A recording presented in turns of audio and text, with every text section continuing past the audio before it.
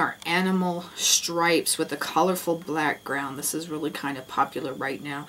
So we're going to start by putting our background colors on.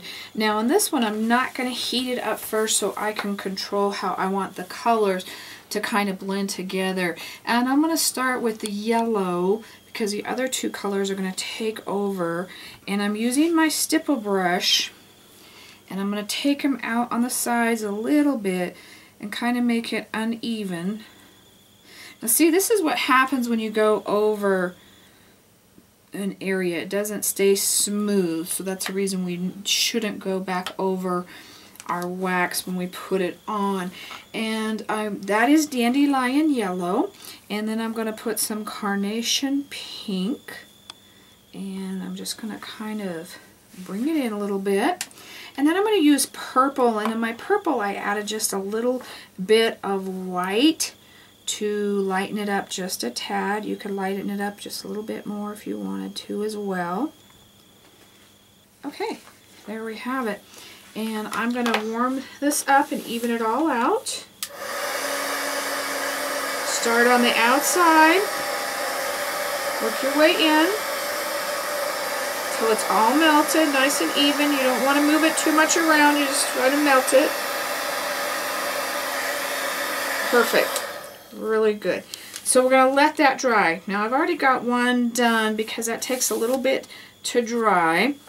And on this one, I'm going to go ahead and use my eyedropper here, my glass eyedropper, and get some bigger lines. If I wanted more natural looking lines, we'd use the wax tools, but I am going to go here. Now this is a glass eyedropper, not plastic, and I have an area over here where the wax is not on very much, so we're going to start there. And I am just going to bring some and squeeze and pull however you want to kind of get that. Start one there, and I'm going to pick it up over on this other side,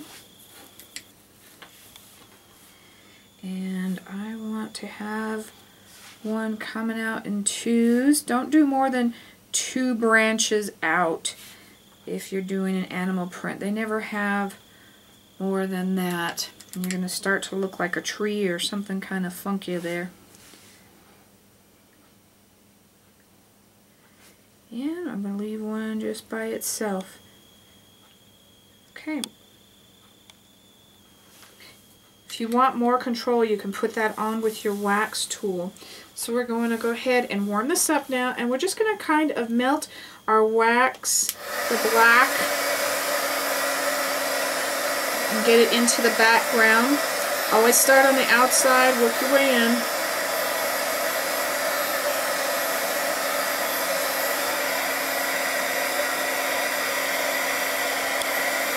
You just want to make sure that it's all melted. The more it starts to move, you can lift it up so it doesn't move, because we want to keep it in stripes. If you wanted to move it a little bit, you can play with that however you want, but that's what we want is our stripes. So if you were doing something different, you can do something different. That's fine. Now I'm going to set this one aside, and because we're going to let it dry all the way, and I'm always trying to get my hands in it too fast. And you want it to completely dry, cool off, and then remove the wax on the outside edge. It's important to do that at this time.